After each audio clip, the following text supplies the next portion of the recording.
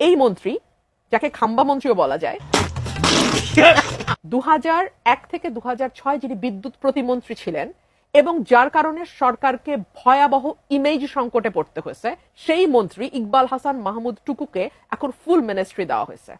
Fact remains, এই মন্ত্রী জ্বালানি তেল যখন ভয়াবহ সংকট চলছে, এই লোক প্রতিদিন সংসদে দাঁড়ায় বলছে কোনো সংকট নাই জ্বালানি তেলের। এই লোক প্রতিদিন সংসদে দাঁড়ায় বলছে আমাদের উদ্বৃত্ত তেল আছে। এই লোক প্রতিদিন বলেছে জ্বালানির দাম বাড়বে না। এরপরে যখন ঠিকই 125 টাকার অকটেন 145 টাকা হলো, অমনি আমরা দেখলাম লাইন গায়েব হয়ে গেল। এই মন্ত্রীর কারণে 1 থেকে 6 সরকার ডুবেছিল। এখন আমি দেখি এই মন্ত্রী, যাকে খাম্বা মন্ত্রীও বলা যায়, এই খাম্বা মন্ত্রী এখন বলতেছেন বসুন্ধরার মতো কিছু অলিগার্কের হাতে তেলের ইয়েটা তুলে দেবেন, বিপিসি কে সরিয়ে এটা বেসরকারি খাতে উনি দিয়ে দেবেন। উনি সামলাতে পারবেন?